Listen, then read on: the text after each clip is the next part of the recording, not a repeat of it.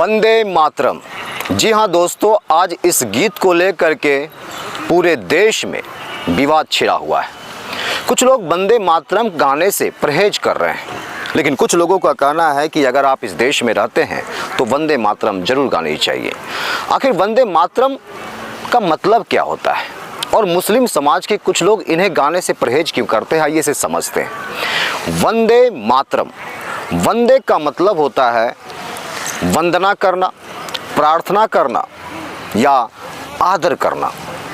और आदर करने की बात, प्रार्थना करने की बात किन्हें की जा रही है? तो मातरम यानी कि मातृभूमि का।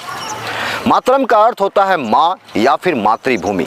जिस प्रकार से हमें माँ जन्म देती है, हमें पालती है, पोसती है और इसलिए हम उन्हें माता स्वरूप देखते हैं, ठीक उसी प्रकार इस धरती पे भी हम जन्म लेते हैं। इसे जन्मभूमि मानते हैं। यहाँ के खेत खलियान, मिट्टी, जल, वायु इत्यादियों का प्रयोग करके हम अपने जीवन को सुंदर बनाते हैं, सुदृढ़ बनाते हैं और इसलिए हम इसे माता स्वरूप देखते हैं। तो कहने का मतलब है कि वंदे मातरम यानी माता के प्रति आदर, उनके प्रति सम्मान और उनके प्रति पूजा की बात की जा रही है।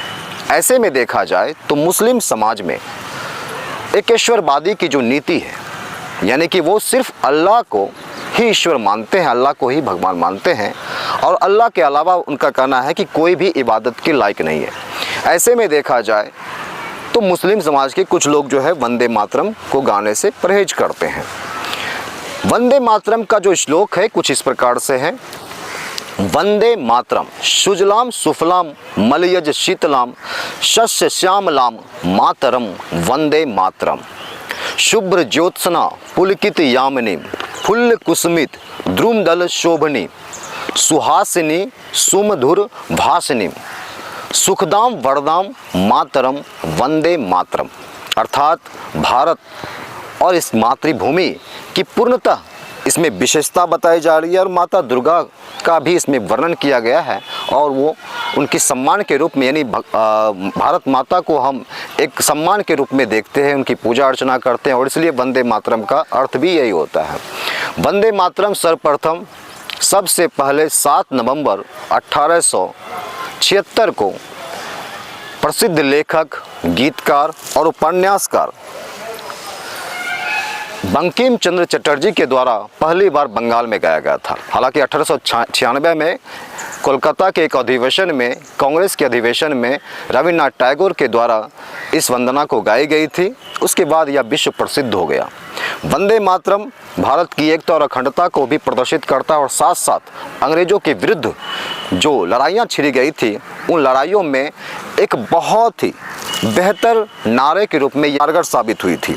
हम सब जानते हैं कि पहली बार जब संविधान सभा की गठन किया गया था और संविधान सभा की पहली बैठक हुई थी, वो पहली बार 9 दिसंबर 1946 को हुई थी और उसके ठीक 5 दिन बाद यानी कि 14 दिसंबर 1946 को वंदे मातरम गीत से ही इस संविधान सभा की शुरुआत हुई थी और अंतिम में जनगण मन गा करके इसे समाप्त किया गया था।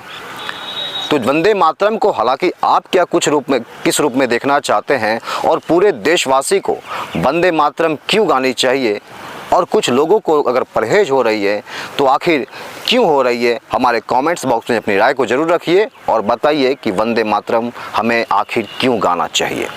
बहुत बहुत धन्यवाद आप सभी का। जय हिंद।